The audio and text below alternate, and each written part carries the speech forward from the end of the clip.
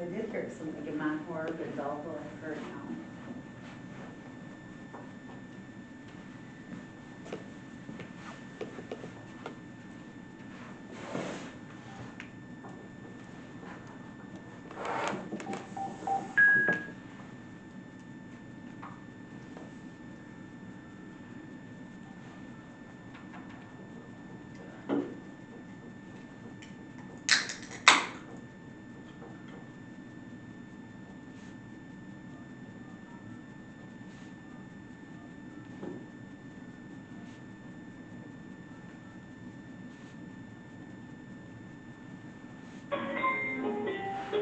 Welcome to WebEx.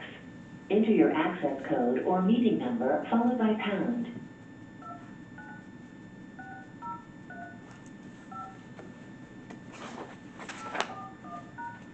Enter your attendee ID number. Hello everyone, this is Bill Chang with the Village of Cross Plains. How's everyone doing?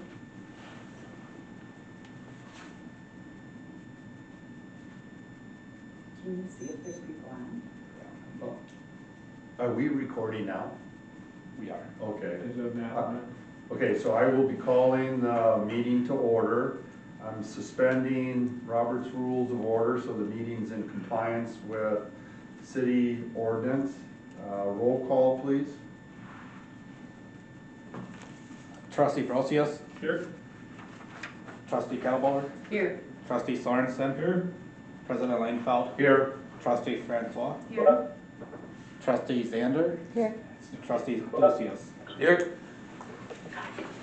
Stand for the pledge of allegiance.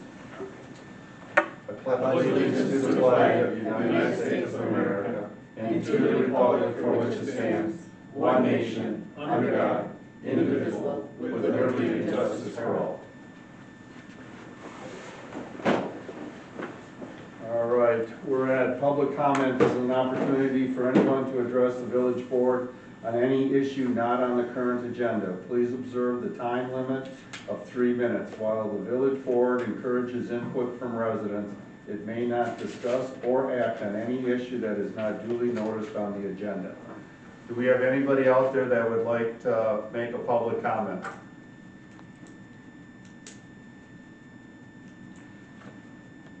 Do we have anyone in the public that would like to comment?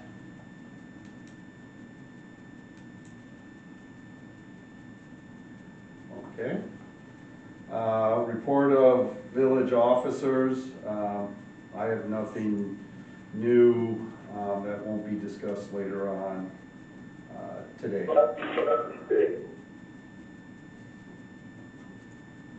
Who is that? We would just like to confirm that that there are no public comments.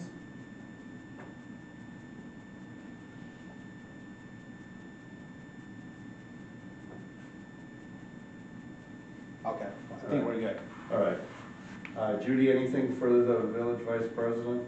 As far as the chamber, they're just still trying to get out, like, any of the businesses that are still up and running, that you can maybe get carryouts or whatever you can do. She's been posting every day, different things as much as she can to keep the public informed, but obviously a lot of things are on hold. Okay, thank you. Bill? I have a list of items here. I'm just gonna go ahead and go down. Please stop me if you have any questions or comments or would like to add. As of this afternoon, I know that Dane County had reported 224 positive cases. That being said, currently elections is still scheduled for April 7th. Well, I'll have more discussion in detail about that later on in the COVID-19 update, but we are taking steps as if we are moving forward on April 7th. I want to report that the Capital Area Regional Planning Commission will have a public hearing on the village's urban service area amendment on April 9th. They are doing that by Zoom. And then I will also be setting up in this space in case there are those that cannot access the web and get onto Zoom. Bill, that's the, That's for creek crossing. oh, that's Creek, oh, okay. Yep.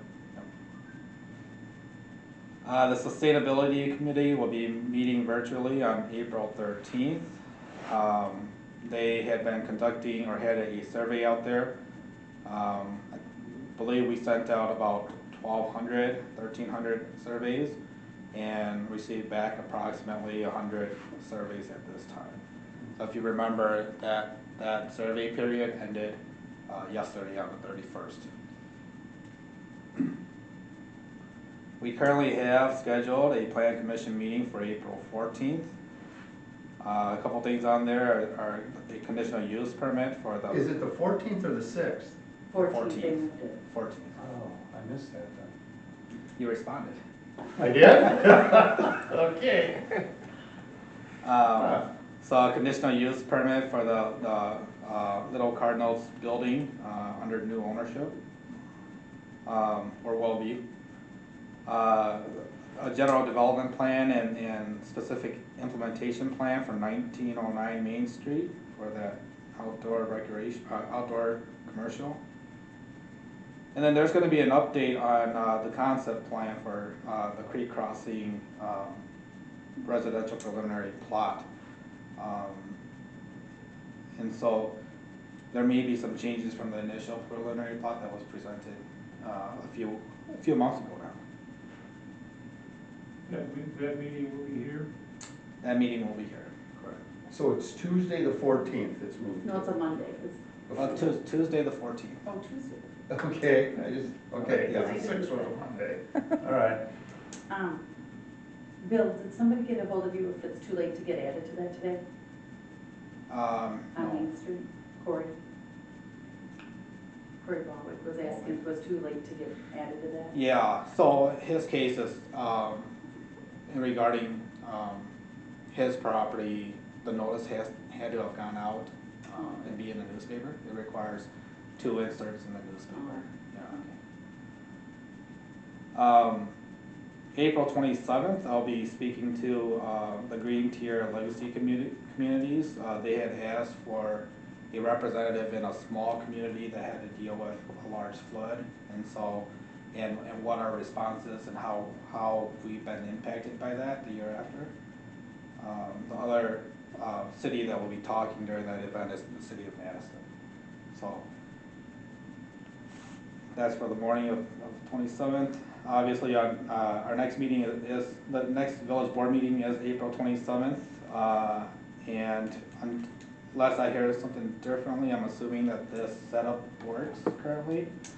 I do want to say that I'm working through technology difficulties to have the recordings and the presentation and the voice during our meeting be better. I've heard from a number of people not able to hear adequately during our meetings, so we continue to work on that. TDS is starting back up, so they'll be in people's backyards, side yards, front yards, streets. They should be wrapping up this year sometime, hopefully.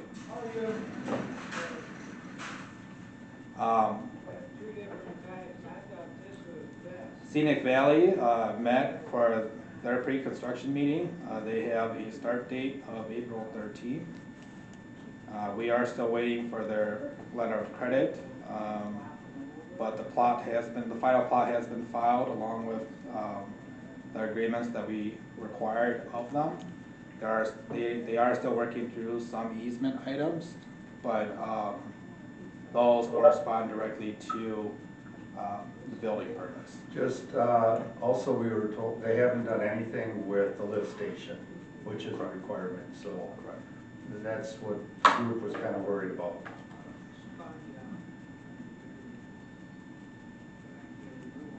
Nothing can happen to it. No. Nobody can move in, right? Yeah, we won't give permits if I remember. Yeah, so right. there's 2 steps to the sanitary lift station. One is having the final approved plans signed off by our village engineer and by Jerry, public facilities director.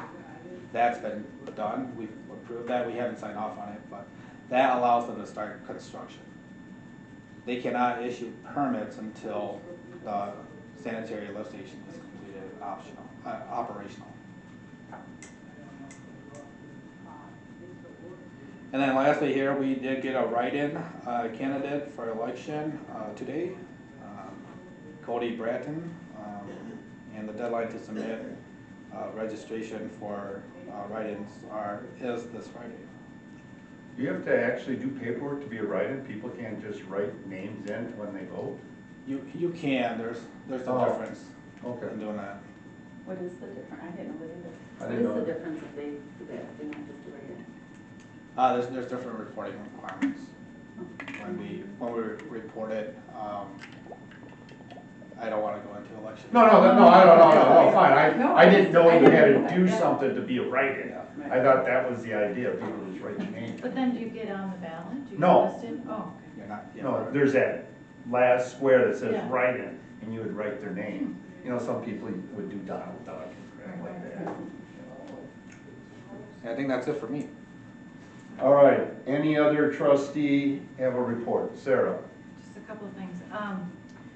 So I've been working with Chief Tony, and other members of the community. We've had a few, like birthday parades for people, 6 children and then 1 adult over the last few days. And it's been a real morale booster, and the police department has been part of it. Nobody gets out of their car. It's just like driving past and honking and saying happy birthday with signs, and it's been, a lot of people have said that it's sort of brought them to tears and been grateful, but, about the community. And so, Chief Tony asked if we would work together to do a similar thing for Officer Scott Kretz this coming Saturday, who on March 1st celebrated 30 years as an officer in Cross Plains. So I guess, Chief wanted to do something formal, but obviously with the regulations in place, he couldn't. So he thought, hey, maybe we can get some of the community together. And so we'll just meet at 2 o'clock on Saturday when he's on vacation. That's his first shift when he comes back. So just meet on 2 o'clock at the World of Variety, and then we'll go through the police parking lot and just celebrate his 30 years. 2 o'clock or 10 o'clock? 2. 2. His He shift works- starts at 2, and then Yeah. we'll kind of go through at 2:15, and Chief Tony will have him appropriately placed. Yeah. So there's that, and then also, I don't know if everyone knew that there's Park School, the school district is giving away free lunches to any school-aged children every day from 11 to 12. And you don't have to go to Park, you just have to be basically under 18, and it's very underutilized, so if there's no requirement, there's no financial This is the first time hearing of it. qualification. Yeah, so I thought I'd mention it because it's being pretty underutilized. That's something we might want to put on the website. Okay. Becky probably can get you details too if she's doing that website. But yeah, it's not getting utilized, and it's part of the school district's Oh. requirements to have it in every No, I community. think it's a great idea. Like I It's a say, set lunch. I hadn't seen anything on it, so. Like an Uncrustable and like a fruit and it's like a Yeah. beverage. And then lastly, pertaining to school today, just thought I'd bring it up here. The district virtual classroom started up today, and a lot of people reported that internet speeds were impacted because all of a sudden every student in the district was on. So just to bring that up, people with charter and TDS were experiencing internet delays. Thank you. My only comment back to that was, and I participated in the lighting or knocking, but of course we have people complaining. They're saying it's noise, they're saying it's pollution, and. On what now? On the honking through town and all that, so I'm just telling you, I've heard pros and I've heard cons. Yeah, but I think especially for kids, I think it's a great idea. They don't get to have a birthday party, so. It's, people can tolerate it. I listened for 2.5 hours, my neighbor running his snow blower to get all the gas out. And I don't know why at the end of the season you only put a quarter of a tank in, but 2.5 hours that thing was running. Should we talk about leaf blowers? But 'Cause I got the a stabilizer, neighbor and you who's run it for addicted to 5 minutes, Hey, I'm just, we all just have to be tolerant. No, I'm great with Yeah. it. I think this, what Sarah's talking about with Scottville, I mean, all that honking is gonna take place in the police parking lot Yeah, anyhow, so. not it's a neighborhood. It's not gonna be running up and down the street, so. I would just Kevin. offer, last meeting I participated on the WebEx side, and I told Bill I would offer a brief report on that, which is, I thought it was wonderful. I only couldn't hear Mike Axon at the time because I think he might have been placed somewhere else out here, Yeah. over here. Everybody on the board I heard really well. I saw, I think it was 14 or 16 people on there, more people than we usually get out here. And I thought it was a real positive way to get out to the public, an easy way for them to participate, even in times when we don't have to have it. I think we should consider it. Do both. In the future. Yeah, do both, right. Yeah, very good. Thank you, Kevin. All right, let's go to general business. I would ask that we move item 2, have that discussion first, because it will clearly help with the discussion in number 1. So do I have a motion to move? So moved. Okay, do I have a second? I'll second. All right. Any discussion? All in favor, say aye. Aye. All right, so we're gonna discuss some possible action regarding the village leave policy on emergency closing. And I asked for this to be put on, even though we talked about it and voted on it a week ago. I did not see the future ramifications to this when I voted, and it's not necessarily what I'm changing. I just want to make sure the whole board understands what we're committing to. So, as an example, it would not surprise me after the election, the governor or the president states that only essential government employees need to go to work, which would kick our policy into effect, which means everybody will get, we make it as a holiday, which means all our employees get paid straight time if they're at home, not working, but ordered off, they still get their pay, and anybody who's working gets time and a half. Now, for me, I don't have a problem when it's like a snowstorm, you know, a blizzard where we have to close shop, or, you know, a tornado for a few days, but this could go anywhere from what, 3 more weeks to 6 months, and you're looking at a heck of a hit on the budget because of the salary impacts of it, and you'll understand when we talk about the next item, there's other salary impacts already that are probably going to affect us. So I don't want necessarily a policy that would bankrupt the village. So my thought is that we put some time limits in, that it can be renewed. I don't know, because I'm not an attorney, how this affects, at some point, can we furlough people, or once we're committed to this, we're committed to no matter how long, and we've lost control. I was thinking it was always gonna be control of this board if we close the, you know, government here. I'm very opposed to closing government. I think in times of crisis, it's the government that people lean on for what's needed for support, for stability. So it's, in my opinion, it's the worst time to close when you're in this type of crisis, because then you're basically throwing it out there.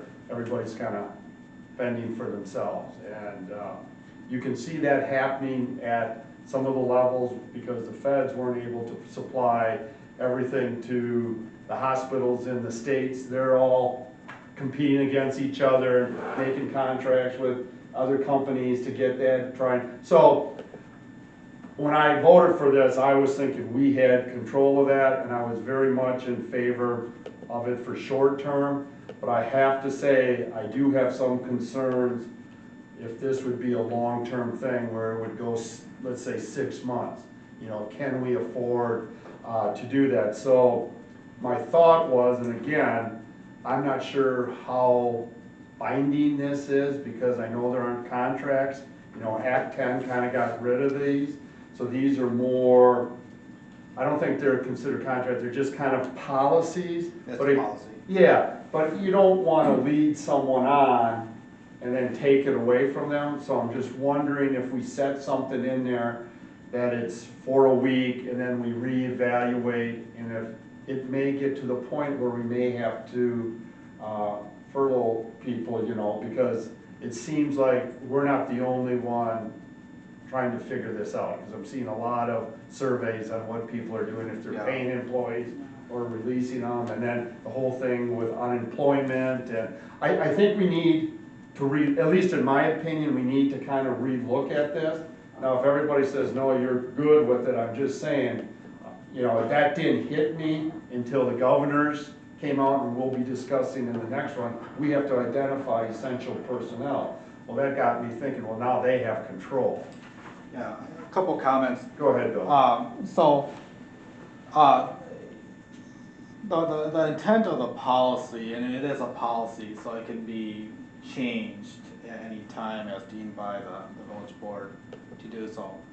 Was try to get ahead of this issue that we're having with the pandemic, and how do we manage our staff and personnel.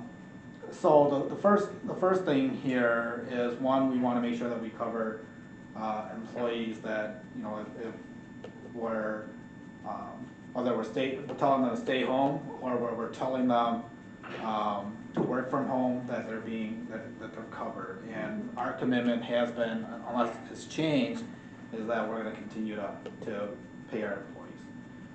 And then two, in emergency situations where we are to close, and if you look at the policy, there's three requirements to close. It's an emergency under the policy. Two, we've told non-essential employees to stay home. Don't come into work, or don't do any business conducted, or do anything conducting business of the village. And then there defines working from home as business of the village, so it wouldn't have kicked in yet. And then three, designating essential employees. And where that's important is that on the federal level, in talking about the Families First Corona Response Act, they are asking, or give the discretion to the village to designate who are employees exempt from that act. So there's a differentiation between who do we say are essential and exempt from that act, that would exempt them from the emergency leave, emergency sick leave. But I look at that quite differently than our internal policy for the village. So the way that I see it, and the way that we are administering it currently, is that we have not closed operations at this point yet. We've limited operations. We are still asking staff and employees to conduct village business, whether they're at home or whether they're reassigned. But we understand the ramifications that you are concerned about in the budget, and that I can tell you firsthand, when we started talking about this and putting together contingency plans, my department heads were the first ones to come to me and say, how are we going to balance this with the budget? Because it's going to explode the budget. And so that's the intent, that's how we are administering it. We want to make sure, I think it's fair that we have this discussion to properly hash this out. The question becomes, the important staffing question becomes, in a situation where the situation is so severe that you are actually telling people to stay home, don't come to work. But in those situations, you still need to bring in your essential employees, the police officers, workers. You know, how do you balance their protection versus incentivizing, and I guess that's a policy decision that you'll have to make.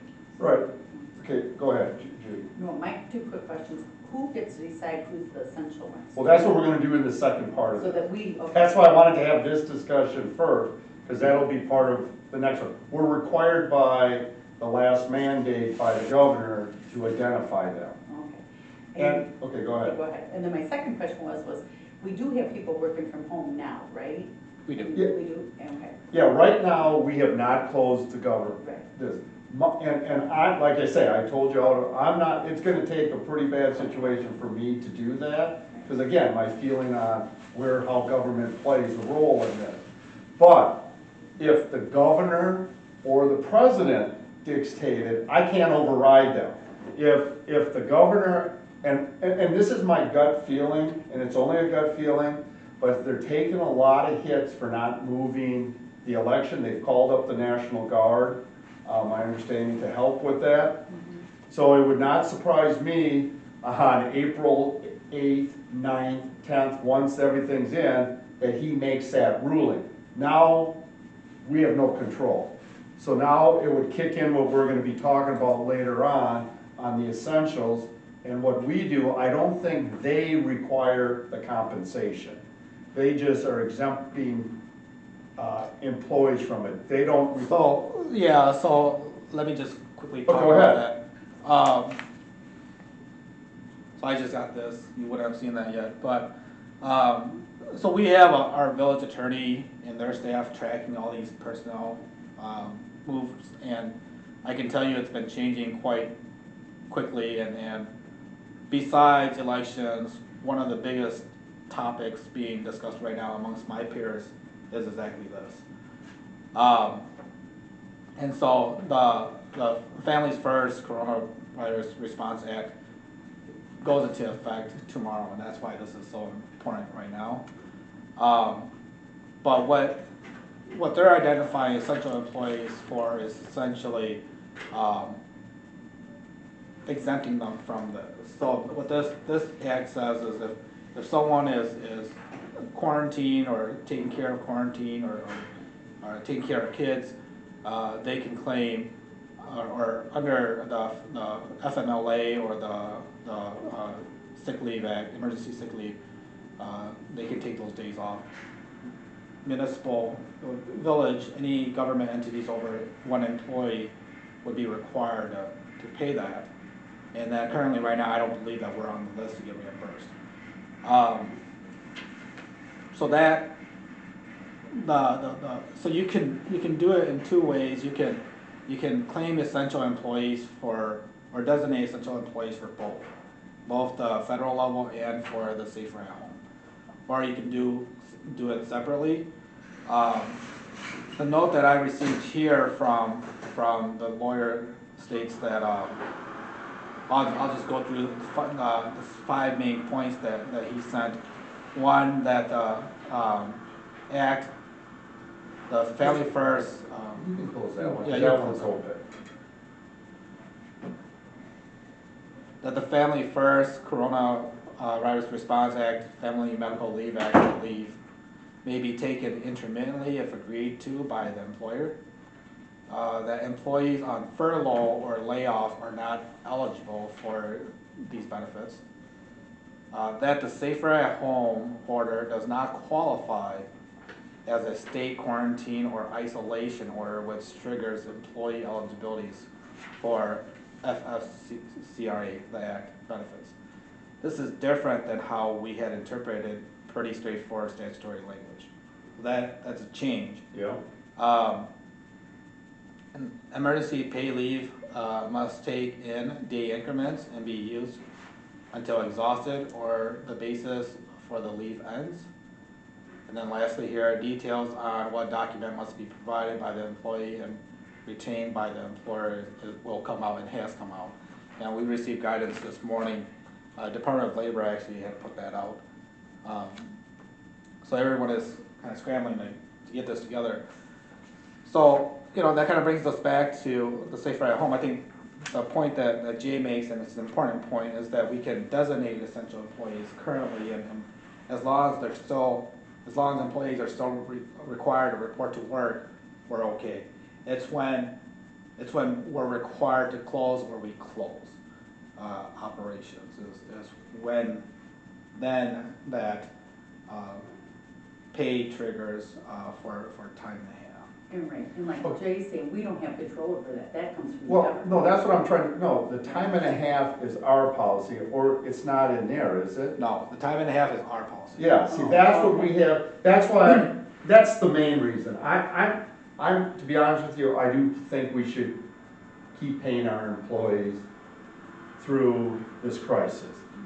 Where I have some concerns on the dollar side of it is the time and a half, because you pay someone time and a half for 3 months, and we are gonna probably come up with probably 8 to 10 employees. That's a lot of money. Right. So my thought is that we just can't have that blanket statement. We can pull it at any time because it's a policy. But I feel we should be transparent, and if we have concerns for long-term, then we should state it in there. You know, we do it every 7 days, we review it, you know what I mean? So we can somehow keep control of that, you know? Well, I know some communities are laying people off. Yeah. So I wanna say, and, in a situation where we're telling, people to stay home, I think the spirit of it is to tell them to stay home, right?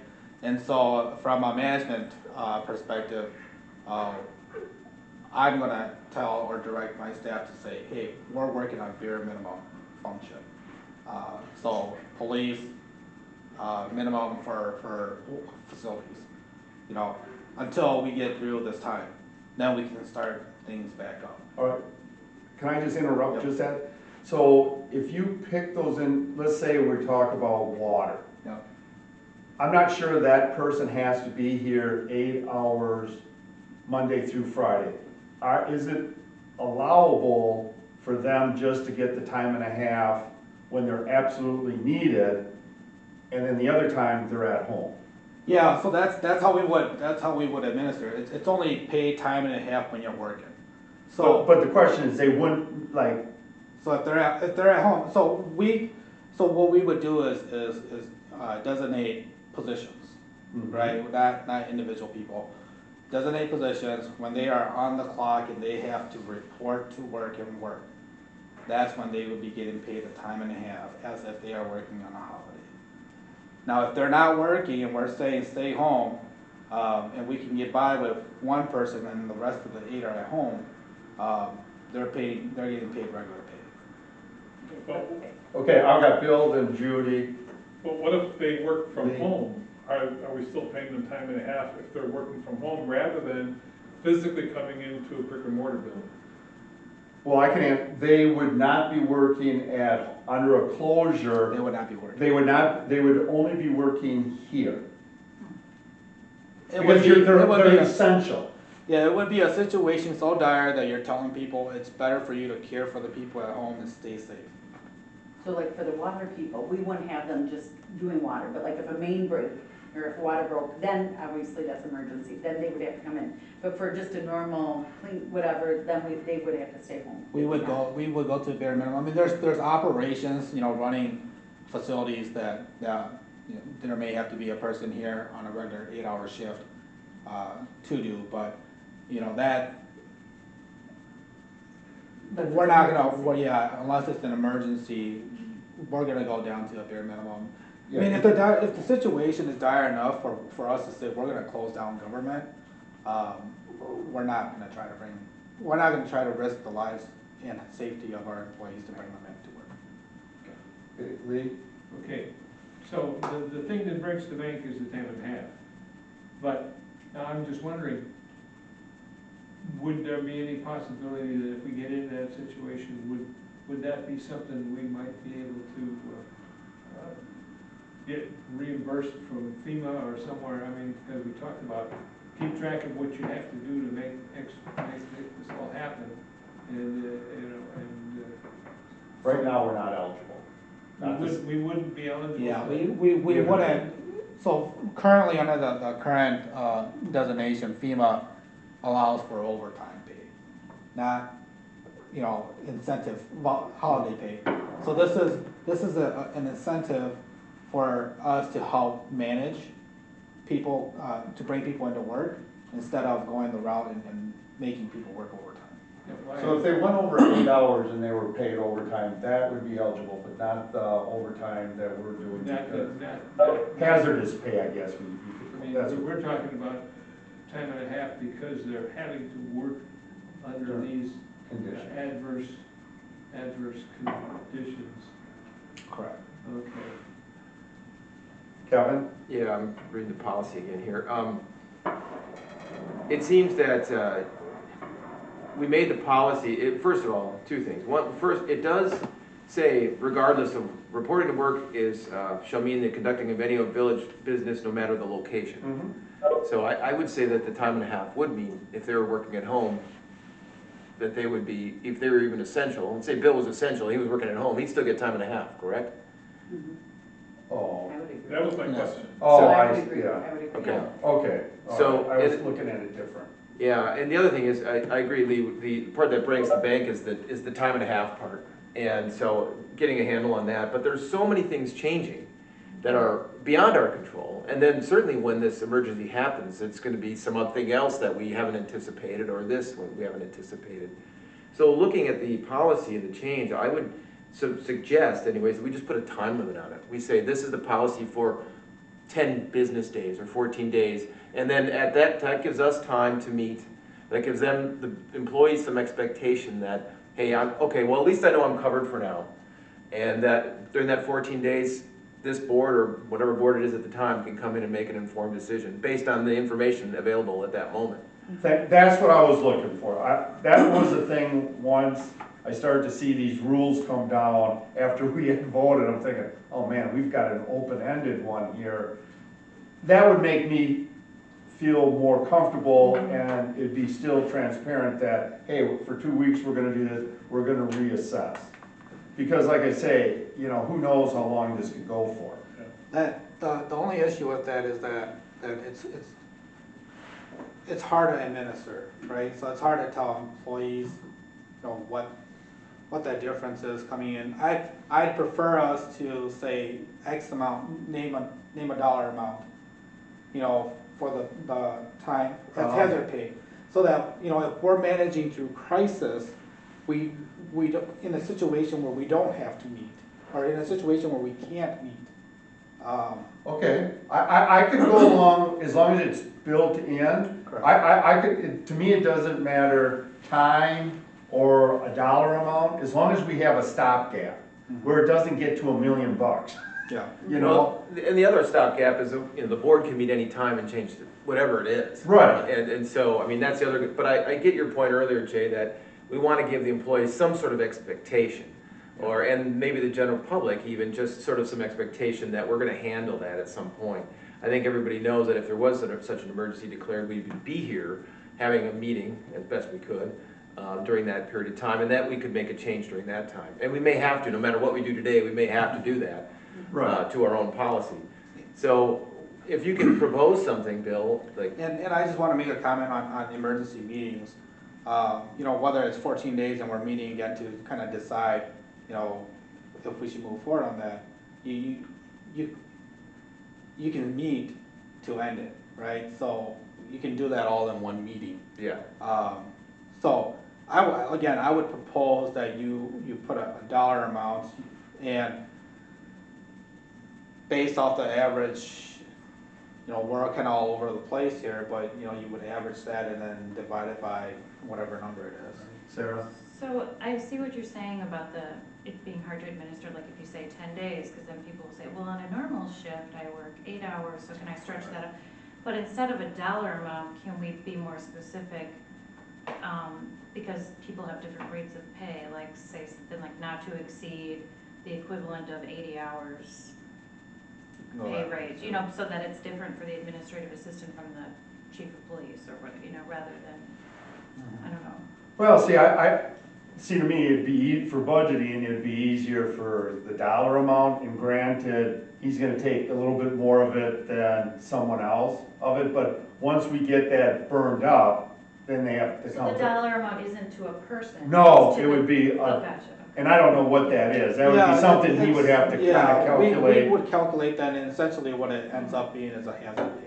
Yeah, exactly. And to me. There's a cap for the whole. Yes. A pool. Yeah, and that would give us a trigger to talk about it. Judy, do you have a question? Yeah, before, I mean, I think, I like that idea, but like, how will we know what dollar amount we're talking about? You can do that tomorrow for us? Try to come back yeah, if you with a could- dollar amount? I mean, cause you're not, I just wanted to say, yeah, give us the dollar amount, then tomorrow it comes back with 200,000. I mean, I would like to know what the dollar amount. Well, I know, but I guess even with the days and everything, I think they need to, I wanted to make sure this was brought No, I up again. agree. I And we agree have with that. something in here for a stopgap. Right. So I guess if we all decided we're gonna have that, then when he comes up, we can certainly bring it to the April. I just didn't, my worry was after April 8th, the governor was gonna do this on us, and now we're with this policy, and then it looks like we're kind of going back Yeah. on our word. So I wanted to get ahead of it. Right. So I think with this, he'll talk to staff, they'll calculate something, because I'm guessing he'll ask staff, you know, and we'll see in the next discussion, because that's when we have to identify essential personnel, and that'll help him decide how much money needs to be in there. Okay, good point. That would, And we can have a meeting between now and then. Yeah, Lee? I would say that would, I mean, you'd kind of survey, then basically what you'd say was we'd have X number of dollars prorated among the various employees. I mean, in other words, Jerry gets something, and Chief gets something, and Bill gets something, you know, I mean, each is kind of based on the individual salary, be kind of prorated among those employees, as opposed to. No, it's a lump sum. It's a lump sum, but I mean, if you were It's a lump gonna sum pay it and out, when it's filled. you would have to prorate it somehow, wouldn't you? Well, yeah, to their salary, yeah, whatever their salary, yeah, absolutely. The payout would be prorated amongst the critical employees. Bill? So it just, it appears to me that it would be actually more difficult.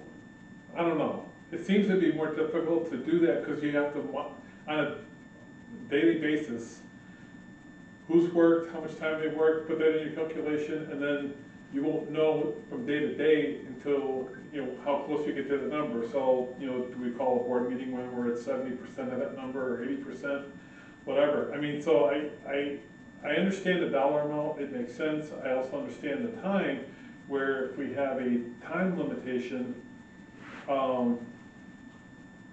it doesn't give us a finite number within the budget, but it gives us a point to look at, rather than having to call a meeting within, 2 hours. It does, but it gives, the dollar amount gives them much more of a management tool. They can monitor that and maybe cut back at spots, while 14 days, it's 14 days.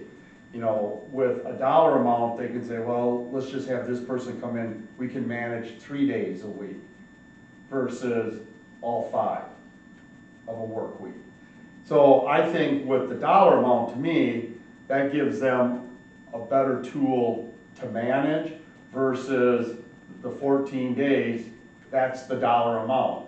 This, to me, helps do management. I challenge that a little bit, because what we're talking about is, we're not talking about normal work. We're talking about very critical work that someone has to come in and do, right? I mean, we're not talking your everyday job.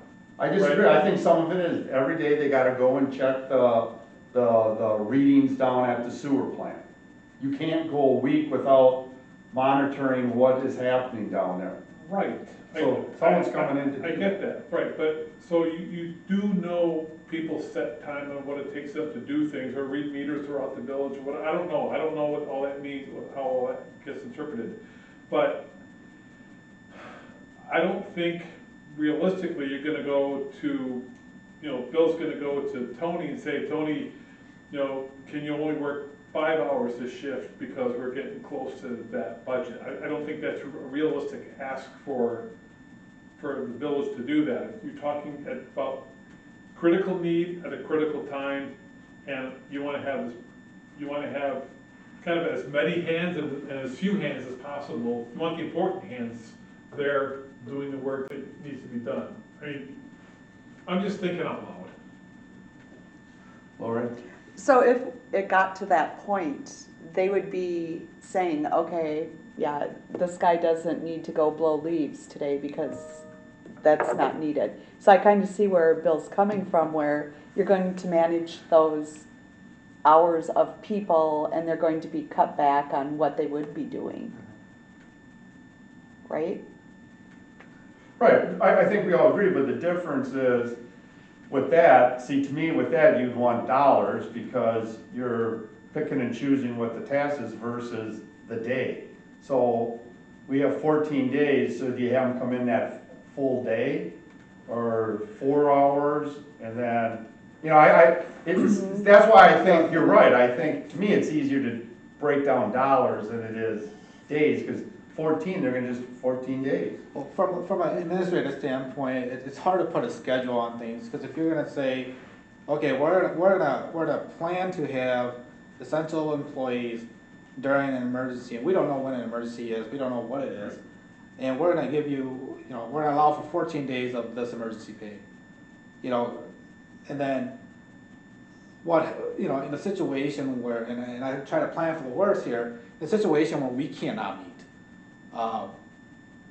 how do we say to an employee that, okay, we're past 14 days, how do we, you know, that's a big question for me, and something that if it's a policy, I can't change policy, if we're not able to meet in time. So I much prefer the flexibility, understanding that, you know, if I can foresee that we're getting close to something, we can have the flexibility of meeting, or we can adjust it administratively and come back and fix it. It's kind of, you know, you're stuck in a pickle to try to, you know, manage policy and manage personnel. So I have Kevin and Judy, then Lee. We've tried to sort of cap this with time, and that doesn't seem to be good for administration, and maybe it's not good practically as well. We've tried to cap it with a number, and that seems sort of ominous or nebulous to us, because we have no idea what that, you know, other than this flat number, we don't know how that's gonna be reached, how quickly, and that's, I think, even difficult for you to administer. So then the third option is the process that sort of caps that, and maybe we can incorporate that into this policy, the actual terms or some sort of process in place that the board doesn't have to meet in order to enact the end of this policy, or this aspect of the I guess, what is it in the handbook? The employee. Yeah, the emergency closure. So this pay will only trigger when those 3 items hit. So those 3 items hit, and then this emergency happens, and we can't meet, and it's a month in, and we still can't meet to perform a board function. There's got to be some other policy that we can put in place, and that it makes sense. So therefore, then the employees know, hey, all right, I might be getting paid for a month or whatever the time frame is, but I do know that when the board meets or when there's this other action that happens, that may change. And if we could just cap it with an action, that's the responsibility of either the administrator or the president, because the president's going to have to declare an emergency at some point, right? Well, see, that's why I supported this, because I thought, yeah, but now the governor or the president could do it, and then we're committed to it. I can't say, no, we're not following what the governor or the mayor said. That's what brought it up. But we can control what our emergency process is. Yes. Yes, so Yes. you can still Yes. declare emergency, even if the governor or the president does. I see what You you're can saying. still declare emergency, and that kicks in this other Gotcha. process. Okay, I understand what you're saying. All Yeah, right. that is true.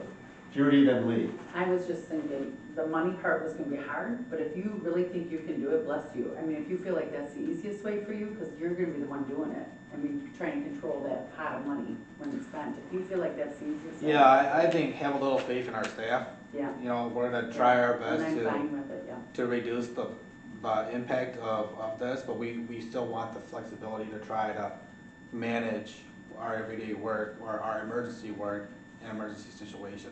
I don't know what to plan for it, as we all know, within the last couple of months that, and things are changing so quickly. I wanna make sure that first, we're properly staffed for the essential, services that we have, and that we have a way to, manage staff in a way that's expected, and that they know how, they are going to be managed during this time. I think that's only fair. Whether or not, the numbers, getting that notice out, that's gonna be on me as the administrator to try to get us through this process. And so, I think that, I prefer, a number instead of, a time limit. I think that in managing crisis, the last thing you wanna do is put a time limit on there. Lee? Okay. First of all, basically, almost no matter what happens, everybody's gonna get straight time paid, right? They're not gonna lose their job, they're gonna still be paid even if they're not working. But then, I'm getting on with Bill's proposal here, because if you put an hour on it, hour limit on it, it applies to individual employees, okay? But Jerry may have to work a lot more than someone, maybe Tony's gotta work and Jerry's gotta work. Got to be physically present and so on, but maybe the others not so much, so you can, if you got a dollar amount, you can spread that around, so maybe Jerry gets 10 hours, but the next guy only gets 2 or 3 based on what's required, so I see the dollar amount, and then you can use it as you need, as best you see how to make it work, so. And I'm on board with the dollars. And I should say, we're talking about a specific amount of time, and I know that there's a fear of it extending much more beyond that. Once we get an indication of what the time frame is here, and, we can definitely, before we hit that timeline. So say, for example, the governor declares a 30-day absolute stay-at-home, no function. That's gonna come out ahead of time, we can still get ahead of it. I don't think that they're gonna declare it and then the next day, they're gonna go into it. So it's gonna give us some time to adjust there too. And I can also say that in regards to higher salaries or lower salaries, there's only so much in a day that a person can do. So you're gonna have to rotate them in. And all that, to me, in a personnel management and budget, all of that kind of, equals out at the end. So like I said, I think that going with an amount, give me the opportunity to talk to the staff and put in scenarios. If you had to operate at a minimum operation for 14 days, for a month, what is that in our salary, and at that time and a half, what is that number? And then bring it back and provide that number to you. Lee? I think maybe we're ready to make a motion to say that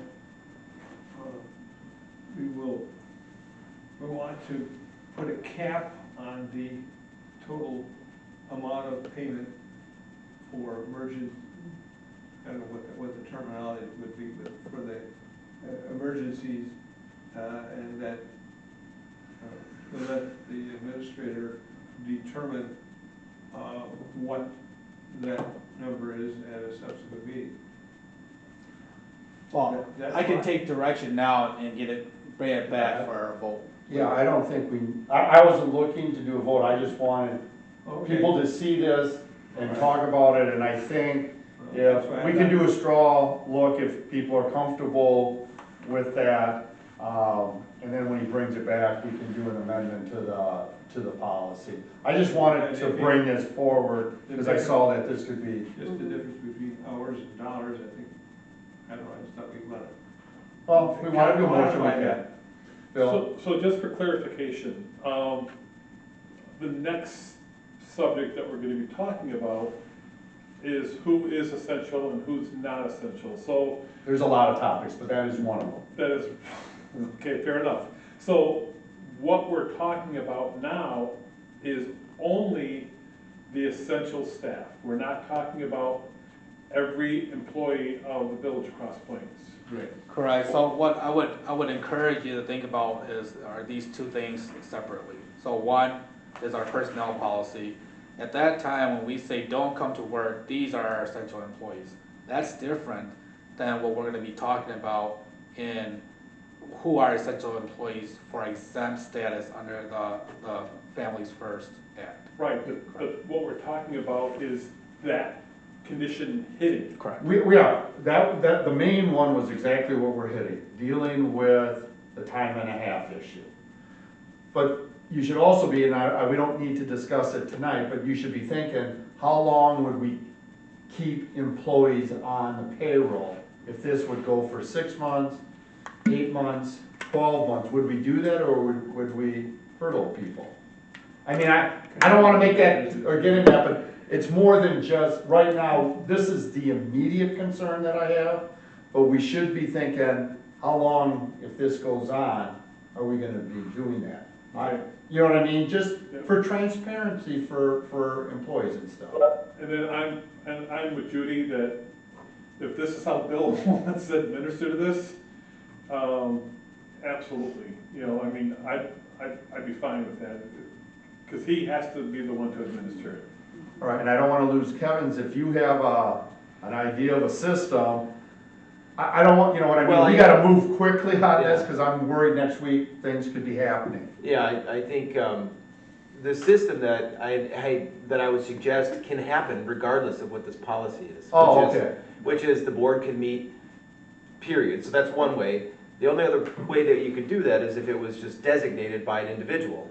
That's the only thing that we're not really covering here, that I would propose.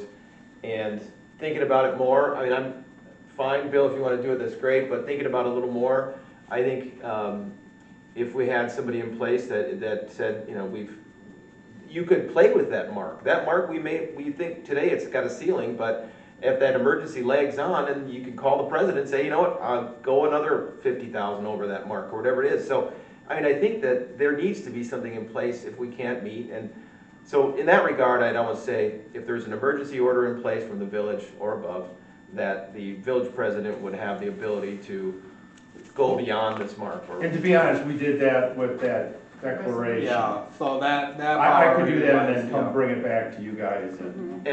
So I thought, when I saw this today, I thought that declaration covered this, and I was wondering why we had the meeting, but. Well, No. it did kind of, but I gave you my word that I wasn't gonna just do something.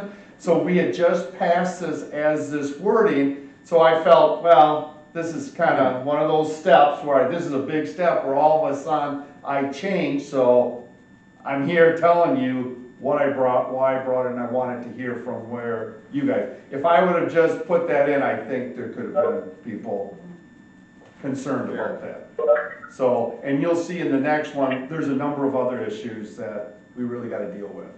I just didn't wanna do it on my own, because I promised I would bring it to you if I could, so that's why I asked Bill to have this meeting.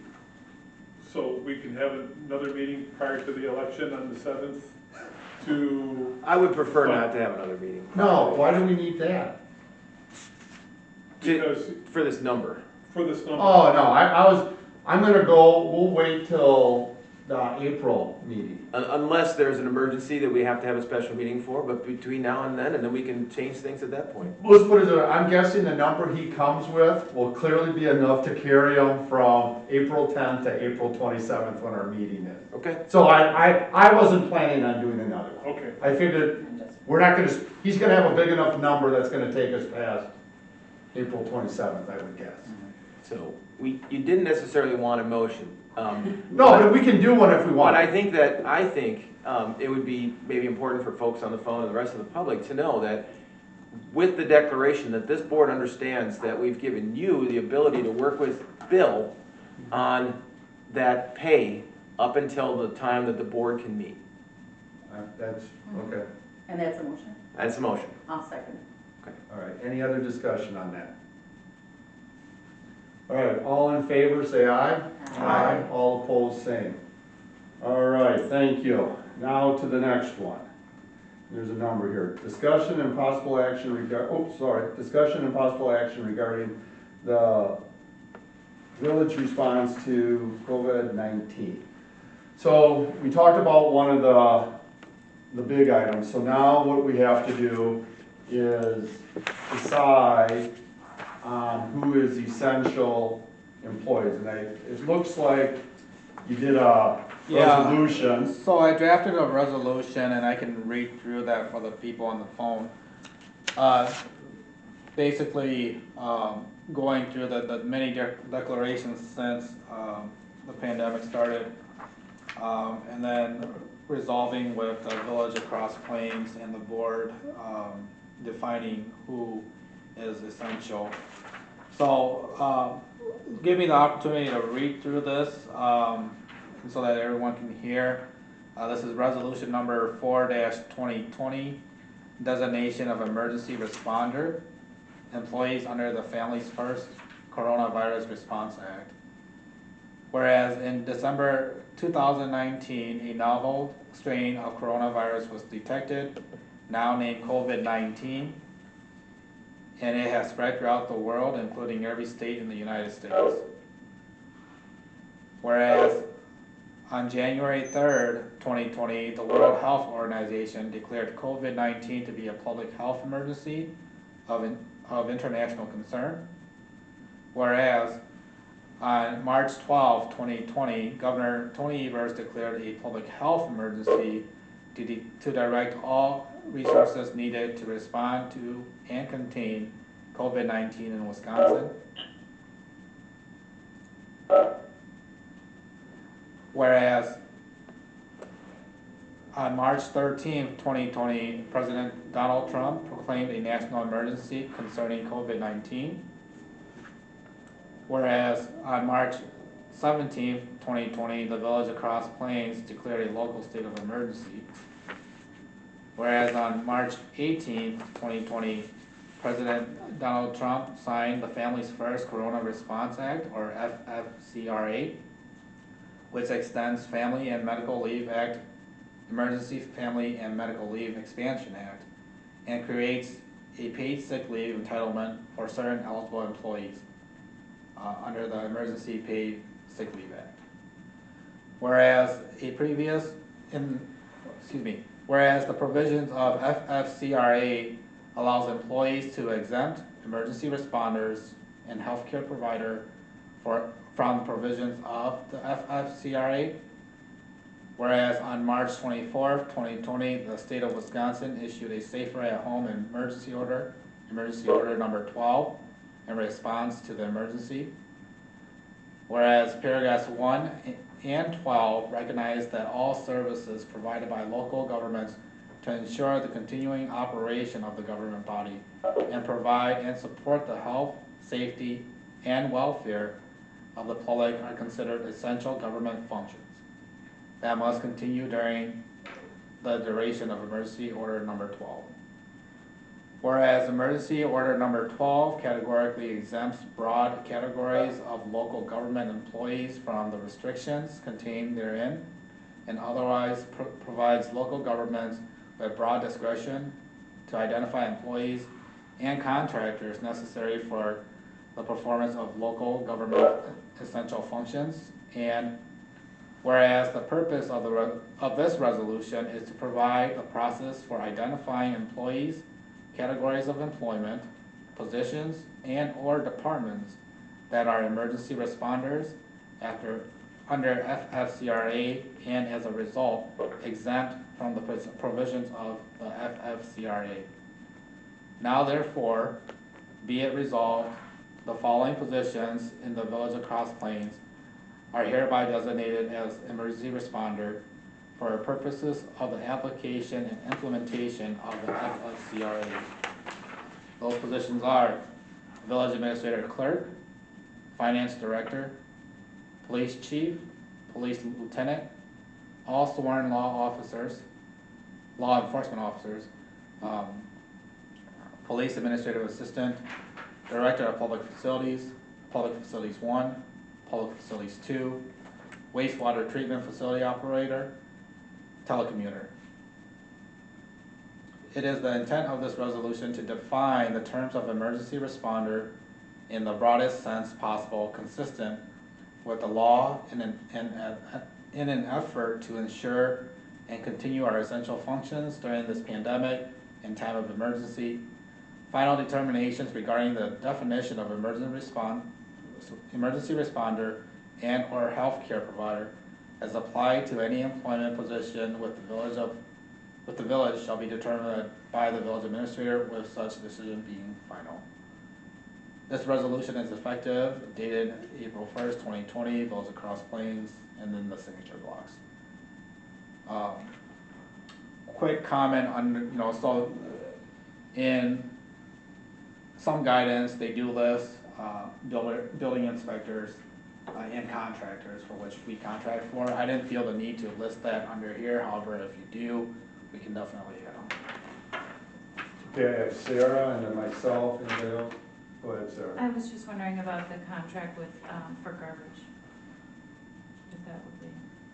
Yeah, I try not to list contractors. So what would We happen in can't. that case? Okay. Well, the hard thing, the challenging thing is we don't control how they manage their personnel. There would be provisions, and I'd have to look in the agreement that we have with Tri-County Sanitation in regards to these types of events. And if not, we can definitely have a discussion about that. So I just have two. I don't know who the telecommunicator is and what role that is and if it's essential, because we don't dispatch at all, so I'm not sure what that is. And then I guess the police administrative assistant, since we'd be going to emergency, I'm guessing the chief is gonna eliminate all low-grade calls, traffic stops and stuff. So I'm just wondering what she would be doing Yeah. that during this time when we're just doing, those are the only two that kind of jump out at me. Sure, so the police administrative assistant, the responsibilities of that is split between municipal court and the police department. There are some programs and responsibilities that are unique to her in administering police activity. And so what I decided to do here is add it in a situation where we needed that person as essential, and then provide the chief with the flexibility to stay going. Because you're right, the courts would shut down. Correct. Yeah, right. And what about the telecommuter? So the telecommuter is a Who is that? We don't have one. So Okay. it's a catch-all, so that if we need to designate someone as a telecommuter, Okay. so that we Like can. a social media, like a marketing, like the. No, it'd be like No, a it's like dispatcher. working, yeah, so someone to coordinate the group. All right, I have Calvin and then Bill. I got a couple questions. The first one is, this is just designating it for, this resolution is just for the Coronavirus Response Act, right? This doesn't designate people beyond this emergency and into the future. No, you're right. And that, Yeah, and that was intentional. Correct. I mean, okay, because I thought, all right, so do we have to, so that's one, so then my follow-up to that is, after this, maybe some other time when we sit closer, we can tackle the other issue then, is who are essential outside of this emergency, who's essential for future emergencies, right? Because, I mean, the flood happened, I mean, because that would be something that I thought we'd maybe tackle today, but, so then beyond that, do we have one-to-one job descriptions for the village administrator, clerk, and all the rest of these positions here? And the reason I say that is, so that is, we have a job description, those people are easily identifiable. Correct. Okay. Except So for the like, telecommuter. Public Facilities 1 has got a person in that position right now. Correct. All right, Public Facilities 2, okay, it's not just a general term, like I'm gonna pick whoever I need that day. Yeah, so these are, these are titles of the positions. The only, so all sworn law enforcement officers and Public Facilities 2, they have multiple personnel in those positions. Okay, so does it apply to multiple personnel for public facilities too? It allows you to designate them as essential employees, so then, what we're trying to do here is not tied to a specific person, and so that they have the flexibility to call in, more than one if they need to, in a situation where it would require it. And then if you could just type, well, so that is good to clarify. I didn't understand that going into it, maybe some others didn't either, and maybe we'd wanna, put in parentheses just how many that might be. Because, I mean, that's public facilities is up to 3 of them or 2 of them, and all sworn officers, how many do we have on? 4. 4? Because you got the chief, But chief- lieutenant is separate, we have a total of 6, so that would be 4. 4 others. So, I mean, we just may wanna note that, and then please write out what WWTF means. Wastewater treatment facility? Yeah, I know what it means, but I just prefer it be I written can out. tell you what I think. Yeah, wait. Whatever. All right, Bill? So, is there any, oh, let me back up. So this is specifically for the President's Coronavirus Response Act for Families First. So, to extend FMLA, correct? Correct. That's specifically what this is Exempting them for. from that, correct. Okay. This is different than what we were talking about earlier, if we're shutting down the government. Correct. Yeah, they can, yeah, they're separate, but obviously there could be tied together. But you're correct. So are there any positions that are not on this list? And you're asking for There- when we go to time and a half, like if we have to call people in for that time and a half, you're asking? No, I'm talking about for the FFCRA. So are there positions that are currently have that are not on this list? Yeah, all of Parks and Rec, Parks. Parks and Rec? library, The library is, well, okay, Parks and Rec for sure. Well, yeah, Parks and Rec, and then we got some office staff. okay, that are not on so we're saying that, I just trying to understand. So we're saying that by not including them on here, they're not eligible for FFCRA. No, we're saying that we're saying that they are, we're Right. just saying that they're not exempt. So, so the reason why we are exempting, emergency responders is so that, in a crisis situation where you have multiple people calling in potentially sick, that there's some discretion there. Whereas in a situation where an office staff has an illness or is responding to childcare or responding or taking care of another, and they claim or they file under that 2-week leave, they are automatically getting that if they meet the qualifications. Okay, So we're designating positions to exempt From the this. code. So everybody not on this list is eligible for what you just read through.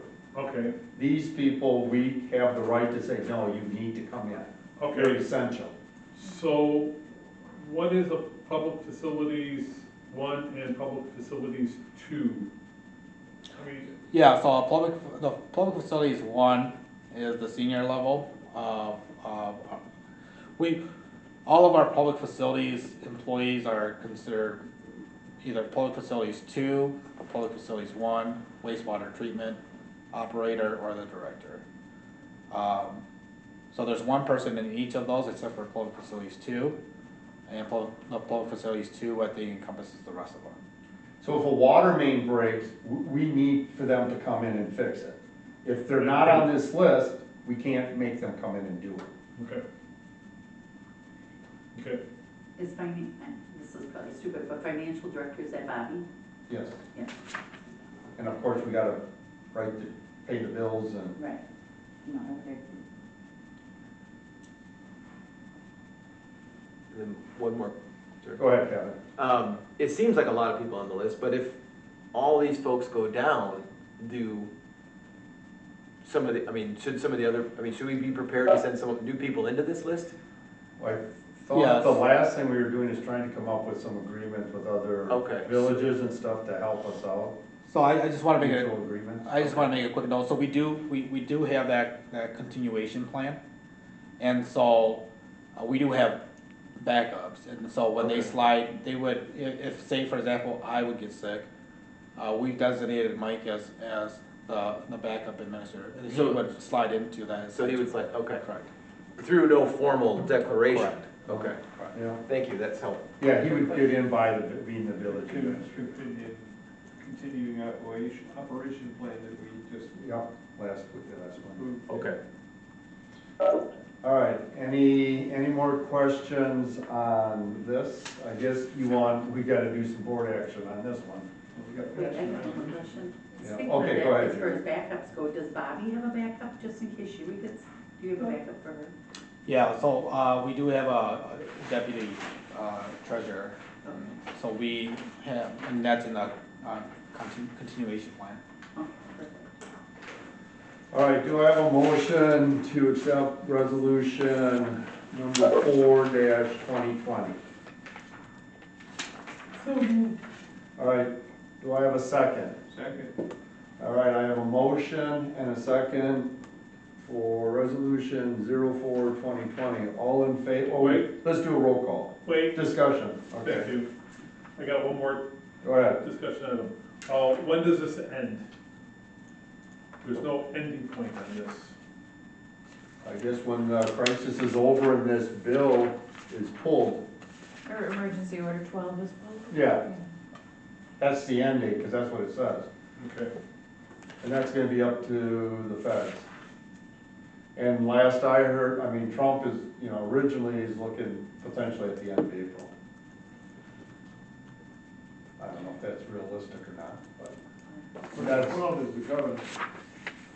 okay, whatever the one that, That was Trump. that Trump did, the FFCRA. So whenever that Family and Medical Leave Act, Expansion Act, whenever that expires, I guess Congress passed that and the president signed it, so. Because this is federal. Yeah, you think that deadline is dead due, or termination date is specifically called out in here? No, it's not. So I think it's sort of implied that it will end when the FFCRA ends, Correct, I Right. agree. but it's, I don't know. It's not spelled out. I wouldn't mind adding that to this, right? I mean, whereas this is good for, until, or be it they're resolved, just add until the FFCRA is terminated. Well, Would we want it to be tied to that or to the safer at home emergency order, which is?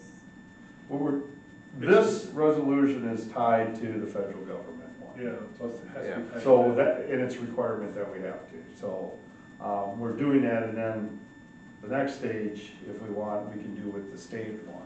But we can put that on if we want to. To me, it's just automatically, when the feds say it's over, it's over. I mean, this is meaningless. I can amend the offer, Yeah. Go I ahead. think I meant word the offer, amend the motion to be the FFCRA, when that ends, we end. I'll second that. All right, let's do a roll call. Any other discussion? So first. So this is on the second motion, Yes, yeah. on if this- you want this changed. Right. So, all in favor, say aye. Aye.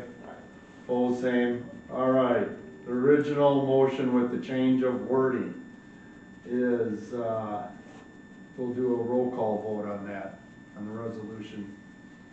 Trustee Brosius, Yes, trustee Kettlebaiter, Yes. trustee Sorensen, Yes? trustee Francois, Yes.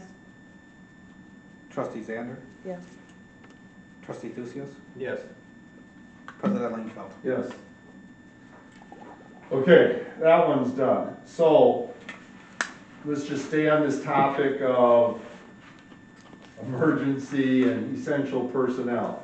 Is there anybody on this list that you would want to remove it with basically for us if we close down village government or are forced to do it? if the governor now says only essential personnel can work, is there anybody on this list that you would remove?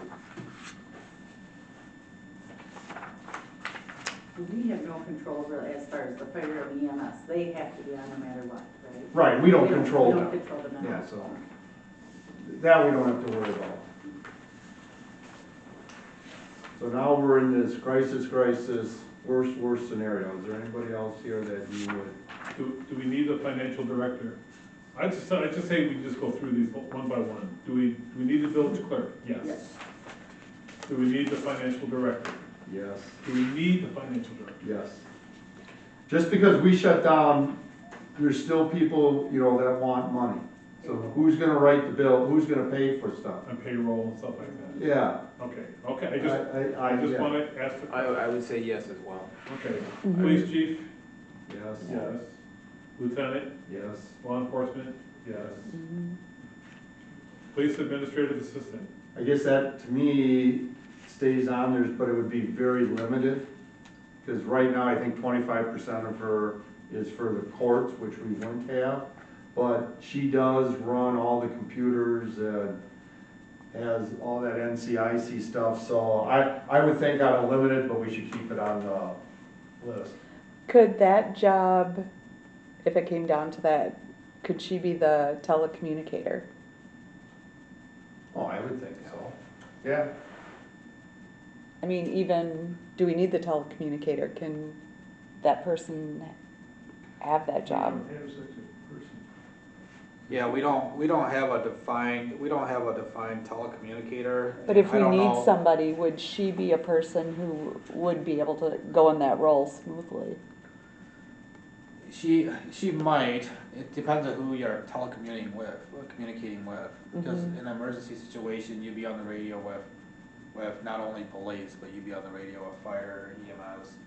But she would be a public logical one since She would be a she's logical one. somewhat familiar with, you know, talking with officers on the radio. If we all of a sudden had to go to village channel only and we needed a dispatcher, to me, I would guess if the police department lost radio communications, if the dispatch went down, I'm guessing they would bring her in to take calls and dispatch officers, Yeah, no, I agree with that. so. I just don't know about combining those two descriptions. I- If that's where. I just leave them if both on the list if they, Mhm. I think they're warranted. Lee? I was just gonna say, this order only applies to FFCRA. We have no such thing as a telecommunicator and aren't likely to have one between now and the time this ends unless it goes on.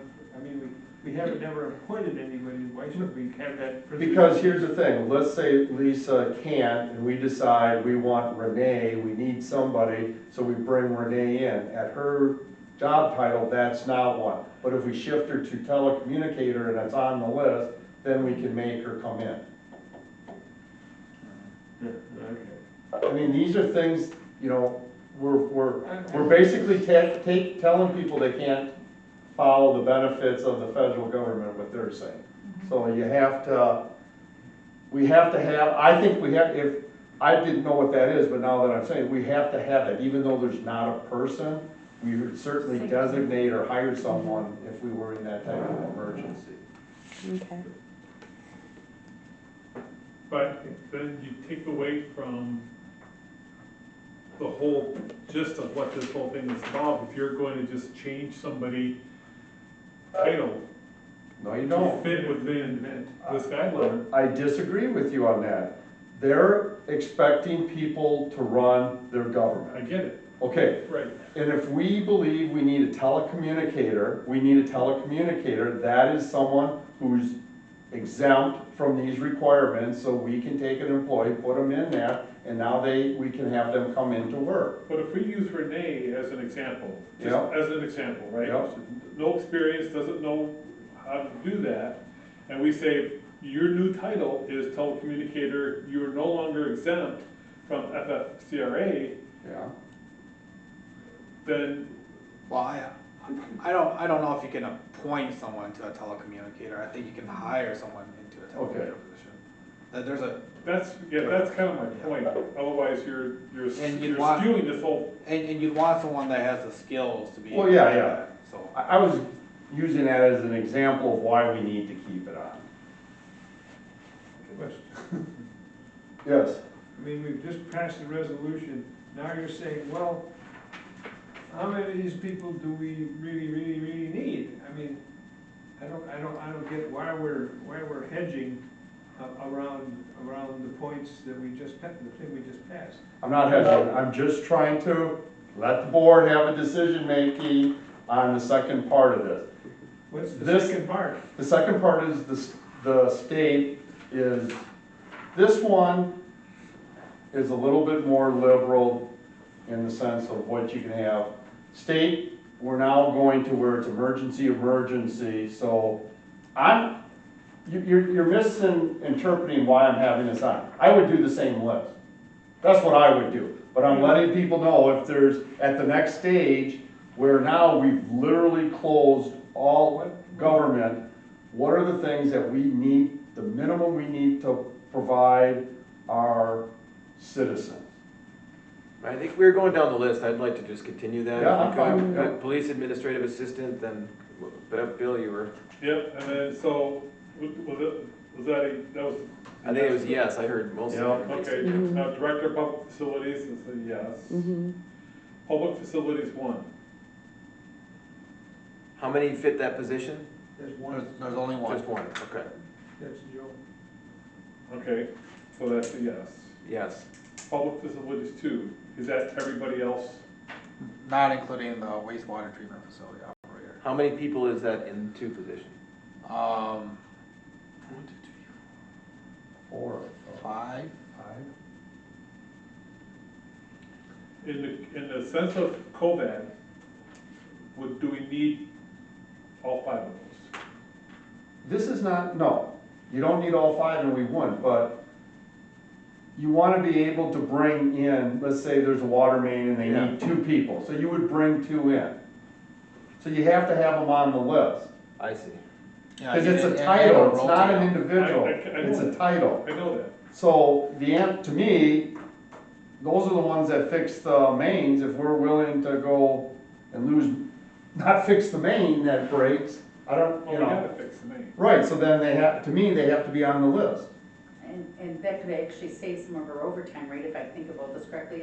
If we have 5 people and 2 work 8 hours and their shift's over and the other 2 come in for the next 2 hours, because we need 16, that might save us some overtime, right? I mean, No, because we're paying the overtime for hazards, so We're they getting get it time and a half automatically. regardless. They might, okay. Lee, No, I'm just looking at, I mean, we just passed a resolution, right? we did, for federal. The federal, yes. Okay, well, where is that on the agenda that we gotta pass? We have something to do with it? This is all combined under the update on COVID-19. COVID-19. Things are changing so rapidly. Okay, now what is it you're talking about doing? Creating another something? I'm trying to just get guidance. This is, Just guidance. just identifying if in a situation where we needed to enact our emergency closure policy, what is the guidance of designating essential employees under that section of the code, under that section of the policy? Keep going. So some of the employees are gonna stay home, get paid, some are gonna come into work and get paid time and a half. We're trying to determine which ones are what. So then we need to add to this list. We need to add Mike. We did, No, because he's a he is, designee.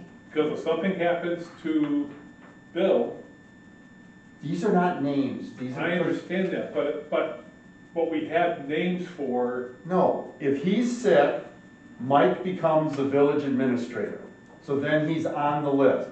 He Okay. comes in and works. We're not doing individuals, we're I know we're doing not doing positions. this. Right, I get And it. the plan that they came up with has who fills in. If Jerry can't, this Joe fills in. So it's by position, you don't wanna do names, because then you're really gonna screw yourself. I know it's- So, okay, public facilities too, what is people's flavor? I think they need to stay on the list. Mm-hmm. Agreed. I do too. Oh, Okay, water, white water. Wastewater. Wastewater. Facility, yeah, That's we got, why we spell we it don't want out. that shut down. No, we need that, right? Yep. Yep. And telecommunicator. Yes. Okay. Is there anybody else you want on, any other position here in the village that you think? How many wastewater management people do we have? We have one operator. You need to be certified in that. And they're cross-trained on certain responsibilities. I'm thinking probably some of these public facilities people work in there too, though, right? I mean, this is the guy who turns the knobs and runs the plant. Okay, so, So is there any office staff that would be critical, that's not on this list, that you would need to help run the government in a high? no, we're closed. Remember, We're the closed, government right, is closed right, but high at this point. emergency, high emergency, but we're closed, but we still have to run the government, even though we're closed. We're trying to maintain essentials. Exactly. So my question is to Bill, is there any office staff that's not on here that he would need to help, at a minimum, maintain that? Yeah, this list is the minimal. So Okay. I've done my best to try to skim it down as best as possible, knowing potentially the implication of it. Now, that being said, there may be circumstances like we are having now where there's an election and you have to hold it, and there's, 1,200 absentee ballots coming in, then, yeah, we would need someone, and I think at that point, we can come in and designate that person.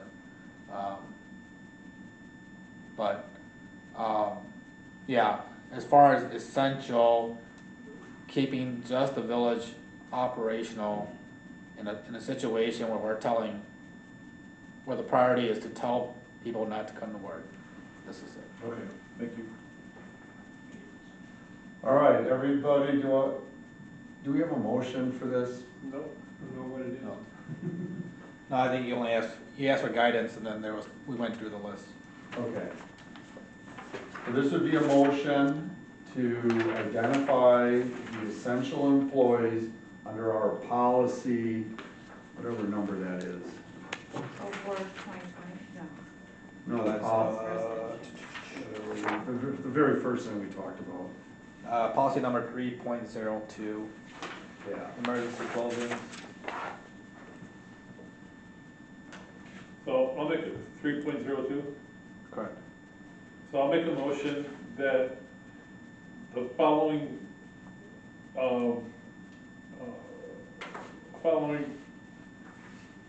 titles are considered essential staff for the Village of Cross Plains based on 3.02, and that would be Village Administrative Clerk, Financial Director, Police Chief, Police Lieutenant, all sworn law enforcement officers, Police Administrative Assistant, Director of Public Facilities, Public Facilities 1, Public Facilities 2, a wastewater treatment facilitator, operator, and telecommunicator. I'll second that. All right, I have a motion and a second. Any other discussion? All right, all in favor say aye. Aye. All opposed, same. All right, thank you. All right, the next one is,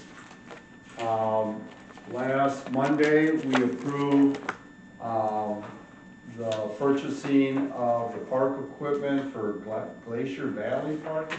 Glacier Valley. Yeah, Glacier Valley Park. Bill, and with the support of Mike, believe that we should postpone purchasing that until we have a better understanding of what the budget situation will be like later this year. I certainly agree with that, but since this was just passed by the board last week. I thought I'd bring it up so there's no surprises on that. So do we rescind or do we need a motion on that, or no, just can No, I'm just trying to be transparent. I don't think, I guess if the majority is really opposed to it and think we should go ahead with it, then I guess you could overrule us. But right now, I think it makes sense to me that we wait to see, because even if it continues on, are we gonna get people to show up if we're still staying at home? Yeah, I'll let you go ahead. just a couple comments. So we did, Mike and I did have quite a discussion about this after.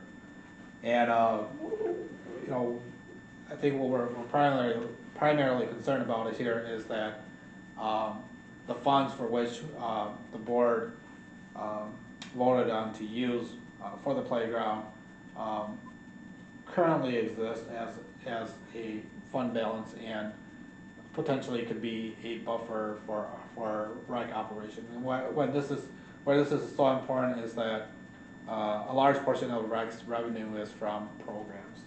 And so understanding that, and also understanding that even if we order the playground at this point, it's only going to be sitting in storage until we can get a community build or until people can play on it. And so we thought it would be good policy to go ahead and wait.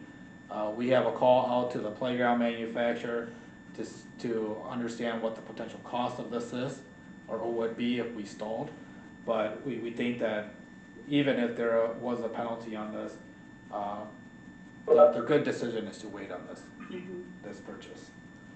And just, I've also asked Mike to give us a breakdown each month on if it's gonna be a plus or minus as we go. So in May, if we canceled the programs, what are the costs of the lost revenue versus the lost, the less expenses to it? The same thing with if the pool doesn't open, so we have some idea what we're talking about in dollars, because it keeps coming up, and I agree that, yeah, there could be, but I honestly, looking at the budget, can't tell if it's gonna be a plus or negative.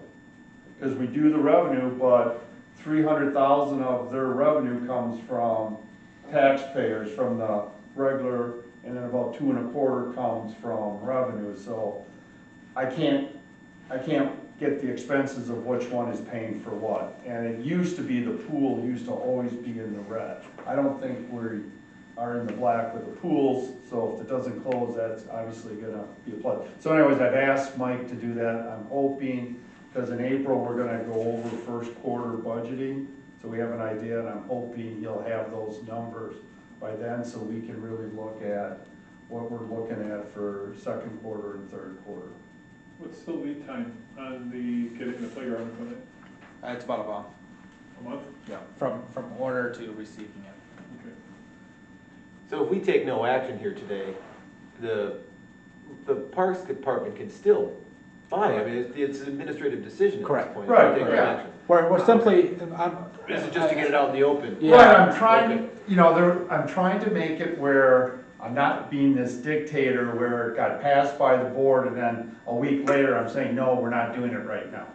Going against it. So I'm trying to get it out front so you can see this is what we're doing, and it makes sense with these new orders coming down from the feds and the state. Things are changing daily, so it was something that came up. We're all together here, so that's what the discussion is. But you're right, I don't think there needs to be any action. We approved it, the money's there, we'll purchase it. It's just that the idea of I think most people thought when we voted that they were gonna order it right away, and, because he was looking at June 8th to build it, but who knows where we're gonna be by then. and if that does change throughout this process, we'll come back and let you know too. So If what changes? if the circumstances change where maybe that fund balance isn't there anymore, so the funding for the playground has changed, we'll have to come back and ask for that. Or if that company goes out of business, we're to come back and let you know. And maybe we'll get lucky and all our programs will be happening this summer. April 30th, it might end. and we'll all be back to normal. Wouldn't that be nice? It would. All right, so everybody good on that? All right, I guess on the same note, Bill kind of talked about it, but two of the full-time employees, we haven't calculated, because some of their salary is paid by the funds brought in. So but we don't know, again, the exact dollar amount, but that's something that we should be able to calculate, and then we'll know that deficit at some point. Parks employees? Huh? Parks and Rec employees? Yeah, yeah. There's two of them two of the full-timers that are somewhat tied to the revenue. They were, part of their salary was budgeted from revenue. Revenue may not come in, so there'll be a shortage in our salary column, so the exact amount I don't know yet. We're gonna calculate I wanna say that we are working, Mike and I are working with Bobby, to take a look at, you know, the monthly, revenues, or the revenues that we've received already this year with what was budgeted for, through the tax levy, and then balancing that with potential savings from not operating this year, and to see where we are month by month. I think right now Mike's got it down to, you know, if we go to bare bones park and rec, just minimum operations, we'd be able to support those employees on the budget that we have currently. Now, you know, at the time, you know, at any time where these programs, we can start implementing these programs, we will be taking full advantage of that. Sarah? So theoretically, any village employee who maybe is not working, could step up and apply to be the telecommunicator, right? I mean, if that were needed. Yep. So even someone who's not working, it doesn't have to be limited. I guess I'm just like back to supporting having that Yeah. catch-all or that safety net positions. All right, that is all I have for the coronavirus. Bill, do you have any other issue you want to bring Yeah, up? just minor items. Well, I guess the election, why don't you fill them in on that? Yeah. So just before I forget, the PD is doing something that's pretty exciting. It was on the news. Yeah, And that they're was cool. encouraging residents to put back their lights. Mhm. Christmas lights. It started as a kind of an innocent program. It's kind of grown into something. So it kind of shows the resilience of the community. I think it's neat. People are doing it. Yeah. So in regards to elections, again, I have stated before, we have approximately 1,200 absentee votes in. Compared to last year, this time in this election, I think we had about 2,200. So we have more than half.